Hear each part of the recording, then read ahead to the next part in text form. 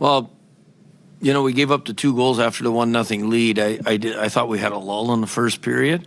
Second period, I thought we started off really dominant in the first 10 minutes, and we took the penalty. We killed it off, but we lost momentum. You know, why we aren't able to sustain the rhythm and the fluidity of the way we want to play has been very frustrating. It's been like that since the start of the year. You know, we're not protecting the ice that we value the most. We like to protect the middle of the ice. We like to attack the middle of the ice. And defensively, it's just, you know, we don't give up a lot, and then all of a sudden we give up a chance, like the 4th goal. Like, the guy's standing in the blue paint all alone, you know? We just got to continue right now when things aren't going your way. Like, again, the first 2 goals are deflection goals. I got to be honest, I don't know if I've ever seen this many deflection goals go against any team I've ever coached before. We got to do a better job of controlling sticks so that we make life a little easier on our goaltenders here, because, you know, we play good hockey in stretches and we don't give up much, and then all of a sudden, bang. I mean, it was 2-1, and I think Benner made 2 breakaway saves. Jim, is there just a lack of communication out there when you're talking about guys just not being connected and not playing tight? Yeah. Well, there's 2 things that are definitely going on.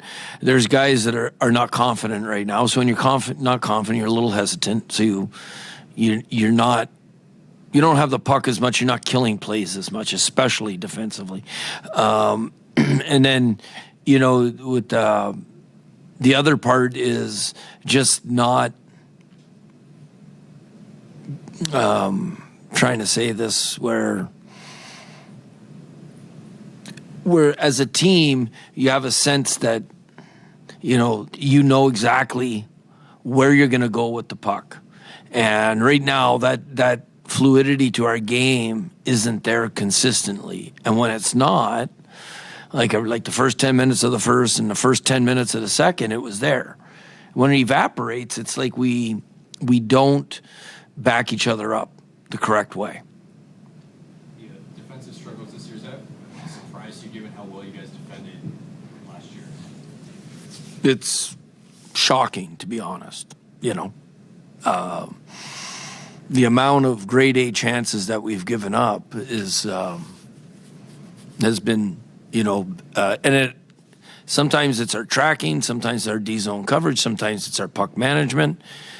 Something ugly is rearing its head every game. And we just got to get back to the drawing board and work together and, you know, be excited about the challenge and opportunity of how long a season is. You're going to go 3-6-1. Almost every team in the NHL this year will go 3-6-1 in 10 games.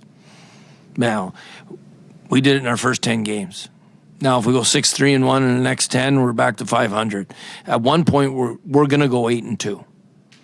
But we have to start turning the corner with our habits. The habits get you through this. And then when it turns, like it did last year, I'm not talking about last year, but it does turn.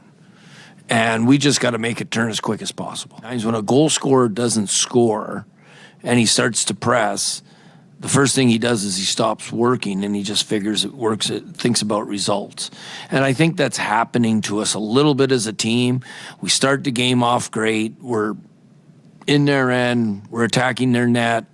They get a deflection goal, and boom, we don't get back to that energy level that we had just previously. And you got to be able to battle through it. And every team, you know, usually has a portion of their season where they go through this. And you end up being better once you go through it, but going through it is painful, as it is for our fans, as it is for our ownership, and for us in the room.